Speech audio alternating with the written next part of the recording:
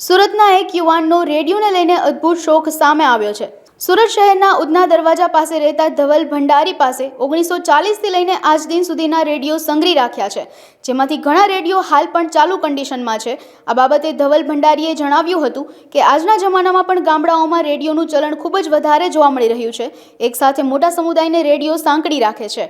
તેની પાસે National, Panasonic, Murphy, Philips, Garrett, Sanyo જેવા કંપનીના 1940થી અત્યાર સુધીના રેડિયો છે તથા 10થી 15 રેડિયો મેડ ઇન ઇન્ડિયા અને અન્ય વિદેશી બનાવટોના લાખો રૂપિયાના રેડિયોનું કલેક્શન છે।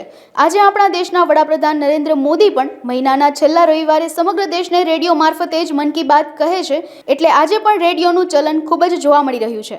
જી, મારું નામ ધવલ ભંડારી, રહું ઉધના દરવાજા અને મને એક રેડિયોનો ઘણો મોટો શોખ છે, જેથી મારી પાસે એ 150 જેવા રેડિયો સંગ્રહિત કરેલા છે।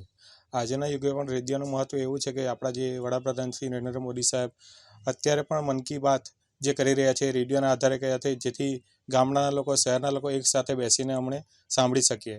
જ્યારે આજના ઝડપી યુગમાં મોબાઈલનો જે જમાનો છે તેમાં બધા અંતર્ગત અલગ અલગ રહીને બેસે છે, જેમાં રેડિયોનું મહત્ત્વ ઘટવા લાગ્યું છે।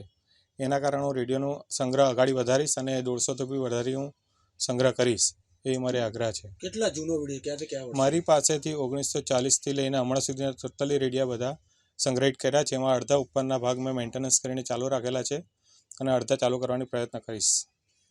કઈ રીતે તમે મેન્ટેનન્સ કરો છો, ખાસ કરીને જૂના છે એટલે? હું 15 દિવસે એમની કાર્યરત કરું છું। જે પ્રોબ્લેમ આવે છે તો હું જાતે જ બધું બનાવી દઉં છું અને નાના રેડિયો પણ બેટરીથી હું ચાલુ કરી દઉં છું।